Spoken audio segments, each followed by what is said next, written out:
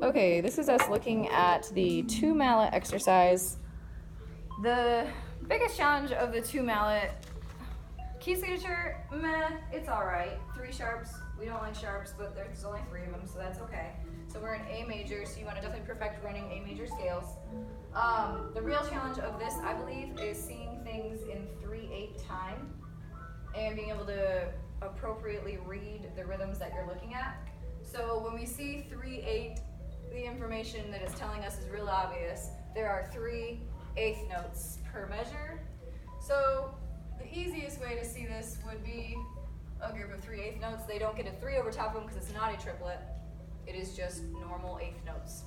Okay? So if we wanted to combine all of their powers into one beat that would take up our whole measure, we can do that by making it a dotted quarter note, because a quarter note equals 2 eighth notes. The dot adds half of its value, which was 2, so now there's 1 more eighth note. That takes up all 3/8 notes. Now there's not much of the quarter note, dotted quarter note action going on, except sometimes the ends of phrases. It often is coupled with, let's roll the thing, because it's the end of a phrase, okay? But you are definitely seeing things written on a higher level, much like the snare drum etude. So when I say a higher level, I just mean more lines at the top, right? Faster notes or faster looking notes. So what we're going to be looking at is how to take what was eighth note rhythms and convert them into more 16th note based rhythms, which we could see something like this. Now we need another note in that measure, which would have to be an eighth note. So instead of going 1, 2, 3, we are now thinking 1, 2, 3, okay? So in this 3/8, I always start counting big beats. I call them 1, 2, and 3. Some people refer to them as triplets, but I think the wording for triplets gets a lot harder, because that would be 1 to la to li, and 1 to la to li to 2 to la to li to. That's hard to count that quickly. So I like to say 1 2 2 3 1 2 2 3 because it's more familiar, because that's how I normally count 4/4. That's how I started counting. So in this case, I would call this 1 2 3. Okay, every eighth note gets a big number. So there are going to be measures in a similar fashion where we would see what looks like 16th notes. All that would be is going to sound or feel like eighth notes. So 1 te, 2 te, 3 te. Now they're evil and they start giving us some combinations of these things, where they're going to utilize what appears to be a 16th note along with those. I'm thinking of, like right away on that, in the third measure, it does one of those where it combines. We have an eighth note followed by 4 16th notes. We'd be saying 1, 2 te, 3 te. We know he gets a singular number because he is an eighth note, because there's only one thing connected to his stem. We know that these are 16th notes because there's 2 lines on their stems, so they get treated like eighth note words. Probably the trickiest one, I think, on here is we start seeing a lot of this, so it'd be bad to mess this rhythm up because you got to do it a lot, where we have a dot at the beginning. I think most of them in the actual context are rolled. That might not always be true, but most of the ones I'm thinking of, you go 1 te, 2 te, 3 te. Remember, anytime we see a dotted quarter note, how we go 1 in middle school, or if we're thinking a normal 16th note rhythm that looks like that, we go 1 ta, 1 ta. So you think about how that holds for 3 things. In this case, the things are 16th notes, so we're going 1 te, 2 te, 3 te, 1 te, 2 te, 3 te. So let's just investigate some of these rhythms real quick. Can you pick a note, don't care which one? Can I hear you play this top line? 1, 2, 3, roll, release, because it's not tied to anything, right? Take it very literally. There is no tap. Do not give it a tap. Here we go. 1, 2, 3, 1, ready, and.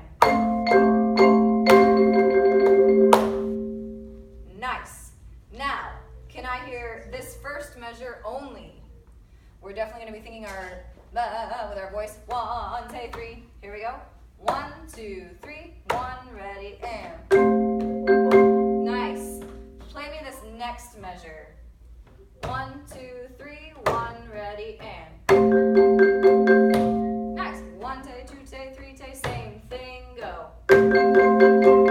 Nice. How about this one? 1, 2 te, 3 te, ready, go. Good. Let's do this with the roll even there. 1, tay, 3, tay. 1, 2, 3, 1, ready, and. Good, one more time on that one.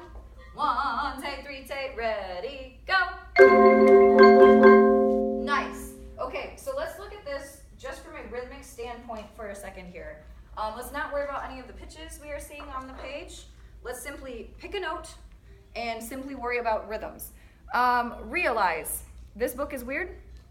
So at the top corner it says roll, eighth note, dot, plus in parentheses. What does that mean? It means they didn't write rolls in this book. Instead, they wrote some sort of key to tell you when to roll. So you've noticed I've gone through and marked rolls onto stems, okay? There is that rule, and then there's also if the book prints a capital R, those notes get rolled as well. It says that on the first page of the entire book. So people that don't read the preface, which who reads prefaces in books, would never know that. I only know that because every year the Coda stuff comes out of this. And someone else was like, hey, you know that capital R means roll? And I was like, no. And they were like, yeah, it's on the first page of the book. And I was like, who reads that thing? And they were like, yeah, I know. So you might see things that are marked as a roll, and you might go, that's not a bigger value than what it said. It's true, okay? Now, if I wrote in a capital R, that's not supposed to be a roll. That's me not thinking about how I shouldn't use capital letters on this page because I always default to capital letters when I write stickings. So just ignore that. Okay, let's start at the very beginning. Notice it gives you an eighth note marking for your tempo. That is not the quarter note. If you made the quarter note that fast, I think your hands will fall off. Do not make that quarter note. Okay, that is definitely eighth note. We'll go way under for now, just to be able to kind of have a really good grasp on our rhythms. So we're going 1, 2, 3, 1, 2, 3, 1, 2, 3. Okay, let's try it at that speed. Just picking a note, playing some rhythms for a little bit. Let's do one line and go ahead and pick up downbeat to the next next line. Here we go. 1, 2, 3, 1, ready, and.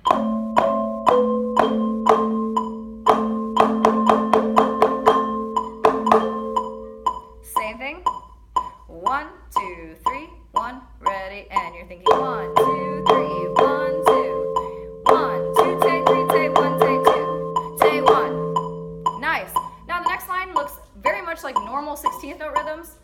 In my head, I'm thinking, hey, it's 3-4, basically, right? I can see 1 tay, 2 tay, 3 to 1 tay, 2 tay, 3 to 1 tay, 2 tay, 3 tay, right? Looks familiar. Let's start on the second line. Let's do second line plus one measure. 1 tay, 2 tay, 3. Okay, here we go. 1, 2, 3, 1, second line.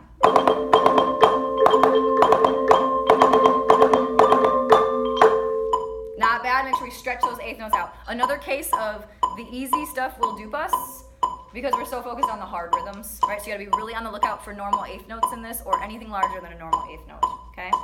One more time. 1, 2, 3, second line, and.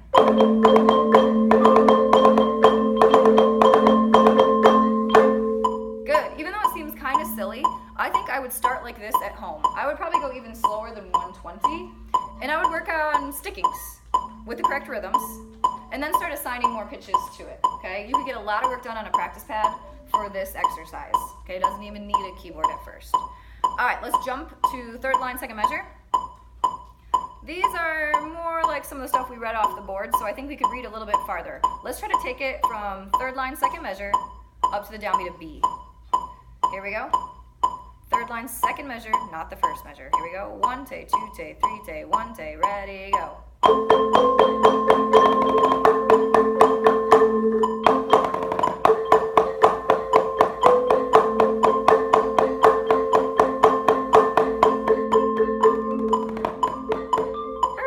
We had some false rolls in there.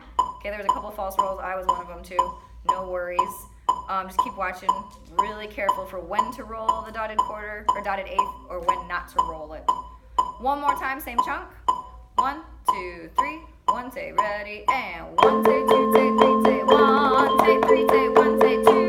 So 1 tay, 3 tay, 1 tay, 2 tay, 3 tay, 1 tay, 2 tay, 3 tay, 1 tay, 2 tay, 3 tay, 1 tay, 2 tay, 3 tay, 1 tay, 3 tay. Good. Notice they use the word creche underneath there. Very easy to to ignore words. Not sure why when we read music, but it's extremely easy to ignore those. If it was me, I'd probably go in and draw an actual crescendo just so my brain catches it. I don't know why that's hard, but it is. Awesome sauce. Let's read a little bit starting at D now. So I'm jumping over some stuff, but it's familiar rhythms that we've already kind of gone over. Ooh, pause, I lied. I don't want to jump over the fact that there are trills. Anyone who is unfamiliar with a trill needs to know how trills work. I was kind and even wrote the notes in that you need to be trilling with. Whenever you see a trill, the notated note is definitely in it. And then you choose one note higher, but you have to think about the key signature. So you'd be rolling on those two. You can leave it right there, Tara. Thank you. You're going to be rolling on those two notes at the same time. So it would be like when the flutes or clarinets have the back and forth between two notes. It's just you have hands on two different notes while you trill. So show me, the first trill we come to is the D sharp with E. Can you set up left hand on D sharp, right hand on E?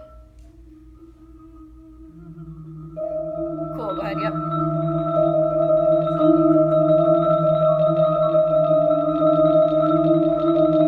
Good. So in that context we go tu ti te da dum. E, new notes, ba, ba. Show me that. Even if you hit wrong notes, it's fine. Here we go. Ready, and right on the trill. Ba, ba. Here we go. Ready, and that's the idea. Do it again. Ready, and good. Back up to the beginning of that measure. Bum, bum, bo, ba, bum. Here we go. Ready, and boom, boom, boom, boom, boom. Very nice, cool. Any trill you run into, it's already marked for you. You just need to make sure you're using the correct notes. All right, jumping forward, I want to look at rhythms starting at D. Rest, te, two, te, three, te, one lolly, two lolly, three lolly, one te, two, te, three, te, one lolly, two lolly, three lolly, one, two, te, three, te-ta, one. Ooh, that was tricky, right? And then one T-teta, two T-teta, three T-teta. All of a sudden we got 3 lines. Woot woot, we're back to reading 30-second notes. Apparently Coda and Allstate hate you. It wasn't me, don't shoot the messenger. So 3 lines to deal with there. It just turns into 16ths, okay? Let's read with Matt, starting at D. Te, two, te, three, te, one lolly, two lolly, three lolly, one te, two, te, three, te. Yeah. Just rhythms, yep, still just rhythms. I don't want you to have to dump your drawers after this. A lot of notes very fast. Here we go. 1, 2, 3, 1, ready, and rest. Te, two, te, three, te, one.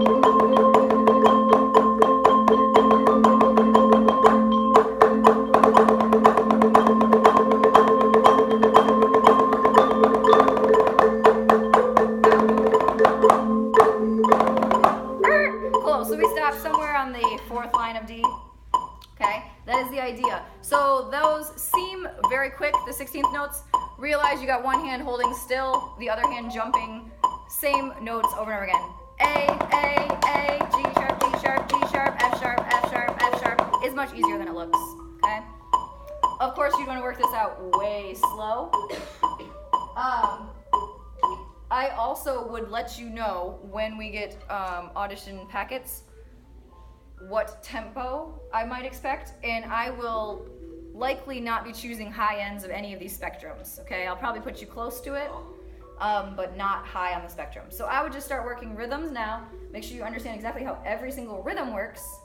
Work on putting stickings in now, so if there's a weird sticking that's gonna catch you, you work on it in advance, then start assigning your note names to it, okay? That's pretty much everything you need to know about the 2 mallet. Flip to 4 mallet next.